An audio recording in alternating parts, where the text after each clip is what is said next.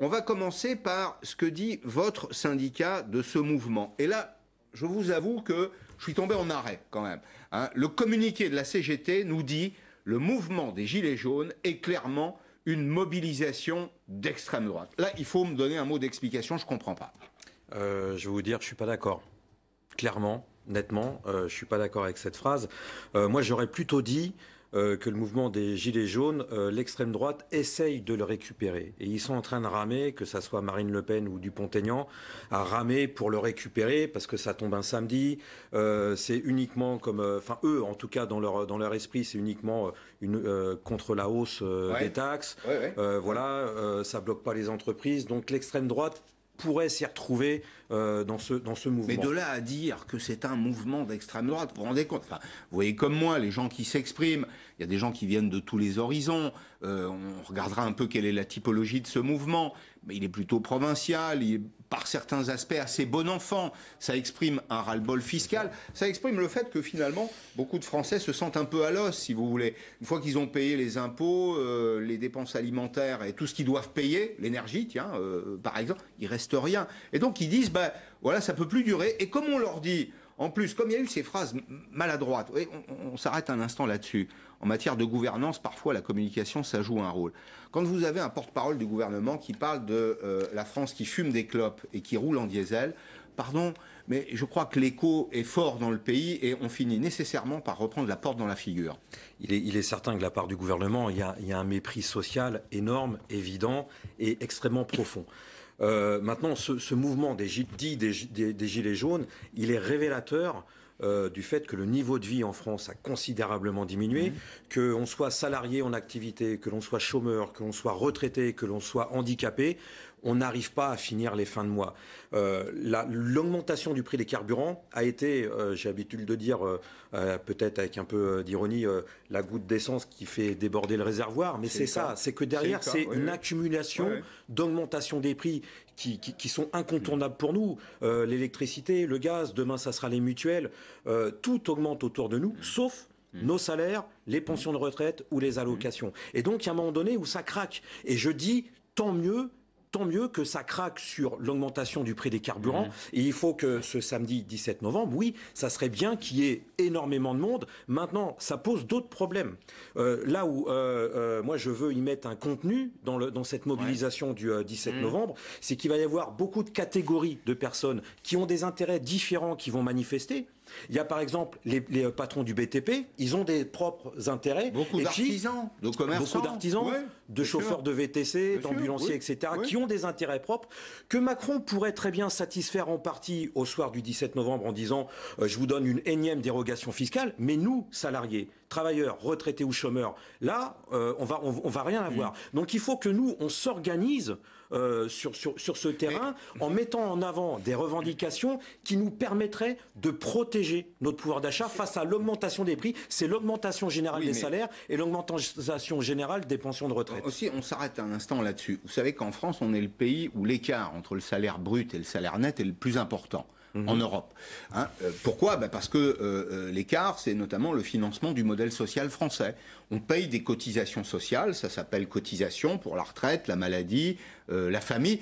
Après tout, c'est le modèle social qu'on a voulu. Simplement, on est confronté aujourd'hui à une sorte d'effet rétro. Il y a de moins en moins de gens qui travaillent. Il y a de moins en moins de gens qui cotisent et il y a de plus en plus de retraités, on vit de plus en plus vieux par exemple. Comment vous faites pour financer ce mouvement social? Moi je veux bien, hein, je prends tout ce que vous me dites. Simplement je dis, il n'y a pas de droit qui à un moment ne soit pas financé quelque part. Alors, deux réponses. Deux réponses qui, si on augmente les salaires, forcément on augmente les cotisations. On augmente, on injecte du financement dans la sécurité sociale, etc. Et puis, il y a la gestion des aides publiques. Il y a la gestion de l'argent public. C'est pour ça que je suis hors de moi quand j'entends le gouvernement faire les propositions d'aide sur les 4 000 € de super prime. Mais nous, on veut pas d'aide. C'est pas ça qu'on demande. On fait pas la manche. Nous, ce qu'on demande, c'est de vivre dignement de notre salaire ou de notre pension de retraite. Pourquoi on ne demande pas d'aide? Parce qu'on ne veut pas être des assistés comme les patrons qui sont toujours en train de demander de l'aide, des dérogations fiscales. Non, parce qu'ils payent beaucoup d'impôts. Mais non, mais vous savez pourquoi je ne demande pas d'aide de la part de l'État? Parce que de toute façon, à un moment donné ou à un autre, c'est moi qui vais payer. C'est nous qui allons payer d'une manière ou d'une autre parce que c'est l'argent public qui est en cause. Moi, je suis pour que l'argent public, elle aille réellement dans la santé, réellement dans l'éducation nationale, dans le sport, dans la culture, etc. On dépense des fortunes. Attendez, on a une contribution par tête qui est une des plus élevées. C'est peut-être l'utilisation de l'argent qui est pas la bonne. Mais je suis d'accord. C'est l'utilisation de l'argent public qui n'est pas la bonne. Quand vous donnez des dizaines de milliards d'aides publiques dans les caisses des entreprises des CAC 40, vous leur donnez des milliards alors qu'ils sont déjà milliardaires. Qu'est-ce que ça veut dire, cette histoire ? Quand vous faites l'écart entre ce que payent les entreprises en France, la fiscalité des entreprises... Ils payent de moins en moins. Non, mais, et nous, on paye de plus en plus. Quand on fait la mesure de l'écart entre la France et l'Allemagne, il y a presque 5 points de PIB. En France, on a 50 milliards d'euros de prélèvements obligatoires supplémentaires sur les entreprises par rapport à nos voisins. Peut-être qu'il faut remettre à plat tout ça. Vous me parlez des gens du CAC 40, des grandes entreprises. Ouais. Mais vous savez très bien qu'il n'y a pas que ça en France. Bien sûr. Vous êtes chez Peugeot, formidable, mais vous faites bosser des sous-traitants, c'est des PME ou des ETI. Elles ont la corde au cou. Je vous réponds. Les entreprises du CAC 40 dans la filière automobile, Renault, PSA, c'est eux qui font la pluie et le beau temps dans la filière automobile. C'est eux qui ont le droit de vie ou de mort sur des PME, sur des sous-traitants ou des fournisseurs. Et c'est les gros, Renault, Peugeot, si on parle que de l'automobile, qui ramassent le plus d'aides. L'entreprise dans laquelle je travaille, le groupe PSA, a bénéficié de centaines de millions d'aides au titre du CICE, soi-disant pour favoriser l'emploi, et ils ont supprimé 25 000 emplois en 5 ans, et ils sont en train de fermer l'usine de PSA Saint-Ouen, 330 salariés qui sont menacés de perdre leur emploi. Elles sont fabriquées où, les voitures? Il n'y a pas un scandale là-dedans? Il n'y a pas un scandale? Comment ça se fait que Peugeot, qui est multimilliardaire, qui a fait 4 milliards de bénéfices, il bénéficie encore de l'aide publique? Heureusement que Peugeot a fait des bénéfices pour acheter Opel. Oui, c'est bien. Moi, je préfère que ce soit Peugeot qui rachète Opel plutôt qu'un Chinois ou un Japonais, non? Moi, ce que je sais, c'est que quand PSA fait pas de bénéfices où il en fait, nous, on n'a rien. Je vais vous dire, et ça va peut-être vous étonner, parce qu'on va revenir sur le débat sur l'augmentation des salaires et le niveau du pouvoir d'achat, qui est la cause du mouvement des Gilets jaunes. En 2018, chez Peugeot, on a eu comme augmentation de salaire 20 € brut, c'est-à-dire 15 € net. Oui. 15 € net en plus dans l'année, c'est une misère. Ça fait pas beaucoup. Et c'est pour ça que ça craque dans les entreprises. Et c'est pour la raison, c'est la raison pour laquelle j'ai pris, on a lancé un appel dans la CGT, dans le groupe PSA, de faire grève le samedi 17 novembre dans toutes les usines. Donc demain, gilet jaune chez Peugeot. C'est pas gilet jaune. C'est une formule. De toute façon, vous savez, moi, quand je me balade dans l'atelier, j'ai un gilet jaune parce que je suis cariste. Mais juste parce que c'est là où on doit revenir, c'est sur les lieux de travail, en faisant grève, qu'on pourra faire reculer nos patrons et le gouvernement pour imposer des augmentations de salaire qui sont nécessaires pour préserver notre pouvoir d'achat. Dans ce paysage-là... Donc demain, vive la grève chez Peugeot. Bon, dans ce paysage, on voit qu'il y a quand même une forme de dépit des mouvements syndicaux. C'est-à-dire qu'on voit que les uns et les autres ne sont pas très à l'aise. Si on élargit un peu au champ politique... votre syndicat dit vous êtes en désaccord, c'est un mouvement d'extrême droite. J'observe que Marine Le Pen n'y sera pas. En revanche, Mélenchon, Faure, Wauquiez seront dans la rue demain. Et on s'aperçoit que ce mouvement, il est né... Alors, il n'y a pas de naissance spontanée, il n'y a pas de génération spontanée du mécontentement. Quoique, c'est presque un peu le cas, là. Vous savez, c'est une espèce de foisonnement par le bas. Et on en arrive à se dire que finalement, les réseaux sociaux, qui sont le lien là entre les uns et les autres, ont été plus efficaces que les syndicats pour porter une revendication simple qui est celle que vous énoncez, un peu plus d'argent. Eh bien, je dis tant mieux, banco. Ce qui va compter après cet appel dans les réseaux sociaux, ce qui va compter, c'est le nombre de personnes dans la rue. C'est le nombre de personnes qui vont exprimer leur mécontentement, qui vont exprimer leur colère. Alors, bloquer les périphériques ou les gares de péage, à mon sens, ça ne va pas suffire. Il va falloir qu'on aille sur un blocage de l'économie, un blocage de l'appareil de production sur les lieux de travail. Et là, moi, j'attends beaucoup le lundi 19 au matin. Si jamais... Demain, samedi, il y a un mouvement d'ampleur. C'est un succès en termes quantitatifs, en termes de nombre de personnes dans la rue. Vous pensez que ce sera le cas, vous? Je vais vous dire, je l'espère. je l'espère que ça sera le cas. Eh ben, il faut que lundi matin, les salariés, l'état d'esprit des salariés dans lesquels ils vont prendre le boulot, oui, il va falloir qu'on se réunisse sur les lieux de travail, à la pause café, à la cantine, pour réfléchir comment on peut se mobiliser sur nos lieux de travail pour imposer ces augmentations de salaire qui sont mais vitales aujourd'hui pour 90% de la population en France. Alors, est-ce que, puisqu'on parle de la gouvernance, hein, on a vu, il y a le consentement à l'impôt, il y a le problème de vie chère, le problème de pouvoir d'achat. Et franchement, sincèrement, je l'ai dit et répété cette semaine, mais je crois qu'il y a quand même beaucoup de Français pour qui c'est vraiment très compliqué, parce que vous l'avez dit, les dépenses obligatoires augmentent plus vite que le rythme de l'inflation. Il y a beaucoup de Français de la France moyenne et de plus en plus moyenne qui payent des impôts, qui ont droit à peu de choses finalement. Et pour eux, la dimension du plaisir. Oui, on gagne un peu d'argent, pas uniquement pour mettre de l'alimentation dans son assiette, quoique c'est agréable, mais on le fait aussi pour se faire plaisir, partir en vacances, avoir des loisirs. Pour ces gens-là, ça devient interdit. Il y a malgré tout, au-delà de ça... Parce que pour les plus faibles... pour les plus pauvres, c'est déjà interdit depuis très très longtemps. C'est ça où il faut avoir conscience. Je ne sais pas si vous n'allez pas un peu loin dans ce domaine. On meurt pas. Non, attendez, on meurt pas. Si vous saviez comment je suis en dessous de la vérité quand je dis ça. Bon, démocratie sociale représentative contre démocratie sociale participative. Est-ce qu'il n'y a pas de ça aussi? Regardez, j'ai fait la liste là des réformes engagées par Emmanuel Macron depuis son élection. Il n'y a pas longtemps. Hein. Réforme du Code du travail. Bon, elle n'est pas décisive, mais elle a quand même changé un certain nombre de choses. Réforme du rail, bascule cotisation sociale CSG, réforme de l'apprentissage. Peut-être que là, d'ailleurs, il y a des sujets sur lesquels vous pouvez être d'accord. Réforme de la formation, réforme des retraites.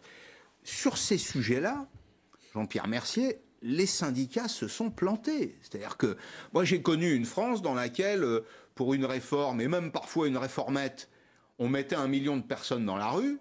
Quand la CGT, quand Philippe Martinez appelle avec d'autres d'ailleurs à une manifestation contre la politique du gouvernement, il y a péniblement 30 000 personnes dans les rues de France. Est-ce que ça traduit pas l'échec du mouvement syndical, ça? Non, ça traduit pas l'échec en tant que tel du mouvement syndical, ça je le conteste.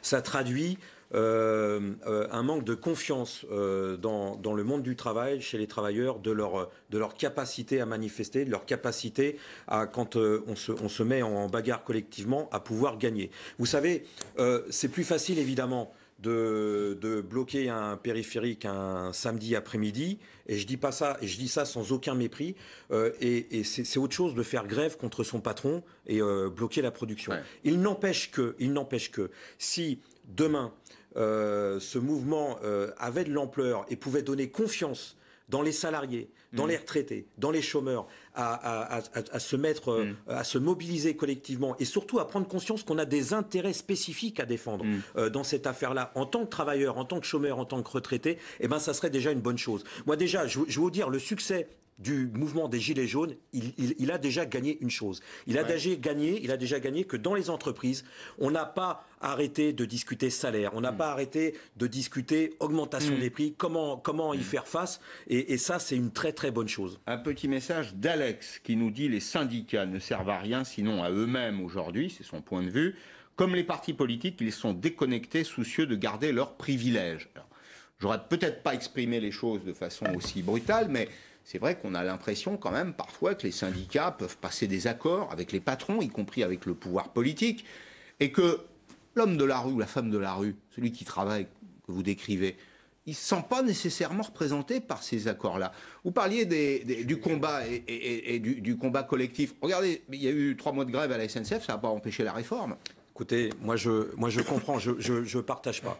Mais je comprends ce sentiment général de dire les syndicats ne servent à rien sauf à signer des accords pourris. Je parle comme je pense, hein, à signer des accords pourris. Et ça, je le comprends. Il y a énormément de confédérations syndicales, de syndicats qui ont trahi et qui continuent à trahir. Quand je vois dans le groupe PSA, par exemple, des syndicats qui n'ont pas arrêté de signer le blocage des salaires, les accords de compétitivité, où en bas, on en bave et on transpire et on le paye extrêmement cher avec notre vie, avec notre sueur, bah oui, ça se comprend que les syndicats, ils sont quelque part... Ils sont sanctionnés, ces syndicats-là ? Est-ce qu'ils sont sanctionnés ? Vous les décrivez comme des collaborateurs de classe. Pardon de reprendre un peu. Je vais repuiser dans le vocabulaire. Hein, mais des collaborateurs de classe, c'est ça quand même. Ouais, je le pense. Hein, oui, bien sûr, jaunes, je le pense. Vous savez, mais ils sont sanctionnés ou pas ? Oui. régulièrement, de temps en temps, pas assez à mon goût, pas assez à mon goût. Mais vous savez, vous avez parlé de la future réforme des retraites, à point. J'ai entendu Laurent Berger, pour pas le citer, la réforme, l'attaque contre les retraites, elle n'est même pas encore sortie, qu'il est pratiquement déjà d'accord. Comment voulez-vous que le travailleur, le chômeur ou le retraité, ils se disent, mais bon Dieu, ils servent à quoi ces gens-là? Bah oui, ils servent très souvent à accompagner les attaques contre le monde du travail. Eh bien, il faut que ça cesse. Et pour que ça cesse, il faut que les travailleurs, à la base, ils se fassent entendre. Et pour se faire entendre, ça veut dire faire grève, manifester, occuper son usine et puis descendre dans la rue. Alors, il y a une autre hypothèse qu'on n'a pas évoquée, il faut qu'on l'évoque parce qu'elle est importante. Peut-être qu'il n'y a pas autant de mouvements sociaux parce qu'une partie des Français considère que ces réformes sont utiles et nécessaires. Ça, je ne le crois pas. Ça, vous savez. Vous ne croyez pas? Vous pouvez pas imaginer comment Emmanuel Macron, il est vomi dans les ateliers, dans les bureaux, dans les entreprises, parmi le monde du travail. Comment il est vomi. Non seulement il y a les attaques concrètes qu'on subit depuis 18 mois, qui sont quand même à accumuler, à additionner avec toutes les attaques précédentes de François Hollande et Nicolas Sarkozy, mais il y a aussi ce ton méprisant qu'on ressent, ce ton méprisant même de ses députés, de ses ministres. Vous avez cité tout à l'heure une phrase d'un de ses ministres excusez-moi, qui est à vomir. Donc là aussi, j'espère qu'Emmanuel Macron, il sera sanctionné. Ouais, la France qui fume des clopes et qui roule au diesel. Oui, ça c'est très méprisant. La formule est terrible. Que dire, nous dit Roum, alors Claude Roum, il nous dit sur Twitter qu'à vouloir tout détruire pour devenir le maître, il s'est autodétruit. Manque d'écoute, manque d'humilité, arrogance, mépris pour tous ces Gaulois réfractaires qui ne sont rien. C'est un peu ce que vous dites aussi. Je suis d'accord, oui, je suis d'accord. Mais parce que pour Emmanuel Macron, ça date pas d'aujourd'hui. Hein. Vous vous souvenez quand il était ministre de l'économie, comment il a qualifié les ouvrières de GAD, des entrepôts GAD, d'illettrés. Vous savez, je pense qu'il a ça dans le sang, Emmanuel Macron. Il a ce mépris social. Mais bon, faut qu'il le paye. Bon, d'accord. Mais et si il était vrai que ces salariés ne savaient pas correctement lire? Ah ouais, mais d'abord. Non mais si. Attendez. Et moi, j'ai pas de tabou avec les mots. Et alors. Non, même, j'ai pas de tabou avec les mots. Et alors, ça se dit pas de la manière dont il l'a dit. Non, mais ça n'en fait pas des sous-personnes. Mais si ce qu'il avait dit appelait peut-être autre chose. Je suis pas l'avocat d'Emmanuel Macron. Un petit peu là quand même. Non, si ça appelait par exemple le fait qu'il faut à ces personnes de la formation.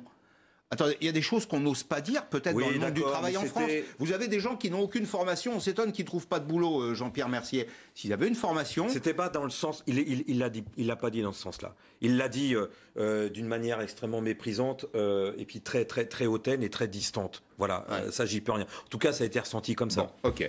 Alors, remise en cause d'une certaine façon du vieux compromis social à la française. Si on rentre un peu dans le détail, ce mouvement...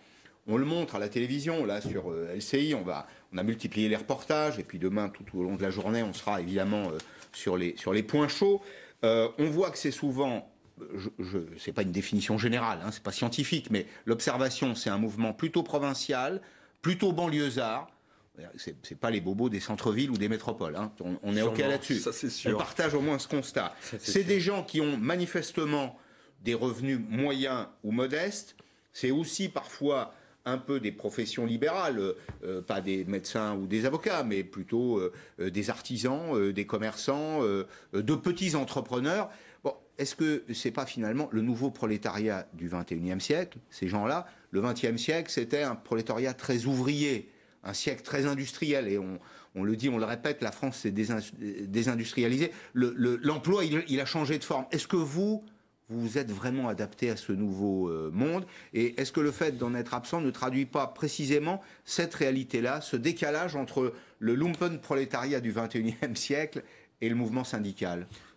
Moi, en tout cas, je ne suis pas absent du monde du travail, dans l'entreprise, dans l'industrie. Et je fais partie de cette grande catégorie de personnes que sont les travailleurs, les salariés, du public comme du privé, qui est à la base de la production de richesse et qui fait tourner le pays aujourd'hui. Alors bien sûr que dans les catégories que vous avez citées, moi le point commun entre tout exhaustif, le monde... hein. Non, oui. Le point commun qui est entre tout le monde, c'est que c'est tous des petits. On est tous des petits dans cette société. Il y a le petit artisan. Il y a même le petit responsable d'une toute petite PME. Il y a l'artisan Uber, etc. Et on est tous des petits. Et au final, on devrait avoir le même intérêt à se battre très schématiquement contre les gros. Les gros, c'est qui ? Excusez-moi, je suis peut-être un peu schématique, mais c'est la réalité. C'est les actionnaires de ces grandes entreprises qui se gavent à coups de milliards. À coups de milliards de dividendes ou d'argent public. Et ben ce système-là, oui, il doit être remis en cause. Remis en cause par l'ensemble de ceux qui travaillent et qui vivent de leur travail. Alors on va regarder une illustration. Entre les milliardaires et le Français moyen, il y a évidemment un grand écart. Comment vivent ces Français de la classe moyenne? Beaucoup de contraintes, vous allez le voir aussi, beaucoup d'engagements financiers, notamment avec la fiscalité qui est une fiscalité croissante, en particulier la fiscalité indirecte. Quand je parle de fiscalité indirecte, c'est les taxes sur l'essence, sur les cigarettes. C'est tout ce qui n'est pas l'impôt sur le revenu. Portrait de cette France qui n'est ni riche ni pauvre, mais soumise à des charges de plus en plus lourdes. C'est un reportage de Quentin Fichet. Moins de viande, moins de poisson, beaucoup plus de pâtes. Cette jeune clerc de notaire veille à ne pas trop dépenser. Avec son mari, il gagne 2500 € par mois à deux. Il travaille pour payer l'assistante maternelle, ça correspond à son salaire. Donc il reste plus que mon salaire. Quand on a retiré le loyer et les courses, il reste plus que 500 € par mois et avec ça on paye les impôts. Avant on arrivait à se faire plaisir et maintenant on est juste là pour payer. Dans les allées de ce marché, même ressenti, même fin de mois, difficile à gérer. Caroline et Pierre, par exemple, cumulent moins de 3000 € de retraite mensuelle. Aucun gaspillage n'est permis. C'est certaines dépenses, par exemple sur l'automobile, qu'on fait soi-même, alors qu'avant on allait au garage directement. On fait attention. On ne se prive pas, mais on fait attention. Faire attention. Pour Sébastien, l'objectif est surtout de ne pas faire ressentir ses économies à ses 3 enfants. La CAF lui verse 280 € par mois. Sans cette aide, leur quotidien serait différent. On limiterait forcément les sorties peut-être au restaurant ou au marché ou au cinéma, dans les musées, des choses auxquelles pour l'instant on a encore accès. Le salaire français médian est d'environ 1800 €. C'est souvent trop pour être aidé, mais pas assez pour vivre sans compter. Bon, ce sont des gens qui ont des difficultés, mais c'est pas non plus l'enfer social. On est bien d'accord, Jean-Pierre Mercier. Non, mais vous voyez même dans ça pourrait être beaucoup mieux. Vous voyez que même chez ces catégories de salariés qui sont en activité, qui ont un revenu, qui ont 2 salaires, ça devient de plus en plus compliqué. Vous savez, on va bientôt parler, on rentre dans la période d'hiver, on va bientôt parler des Restos du Cœur, et c'est un constat qu'on fait chaque année, c'est qu'il y a de plus en plus de salariés en activité qui sont obligés d'aller au Restos du Cœur. Et on est de plus en plus nombreux dans cette situation. Et il est là le drame. Et ça craque, et ça commence à craquer. Et ben, tant mieux si ça commence à craquer. Je veux dire, tant mieux si aujourd'hui la colère, elle commence à s'exprimer. Diego dit, peu importe la diversité des participants en 68, nous ramène à 68. Les ouvriers, étudiants, enseignants, employés cadres ne se sont pas posés de questions. C'est le nombre qui fait le succès. Moi, quand on en arrive à évoquer la mythologie syndicale et sociale du XXe siècle... La mythologie, c'est une référence, ça fait partie de l'histoire du mouvement ouvrier.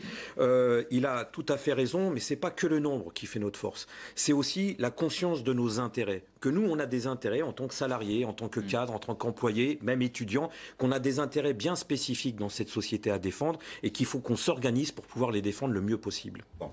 Un mot de la verticalité.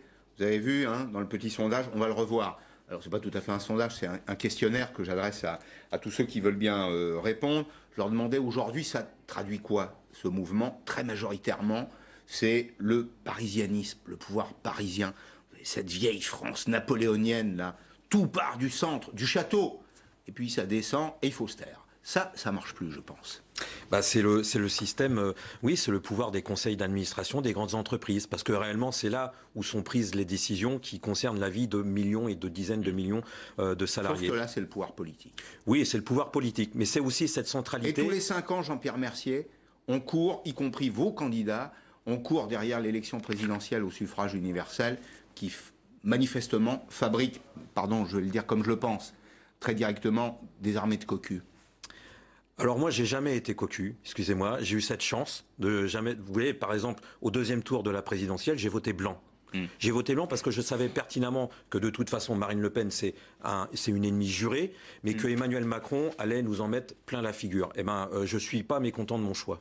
Merci. Bien, merci Jean-Pierre Mercier. Merci Jean-Pierre Mercier sera en grève demain chez Peugeot. Il a appelé à un mouvement. Il portera son gilet jaune puisqu'il est cariste. Et il soutient ce mouvement. Dans un petit instant, je poursuis Périscope. À tout de suite.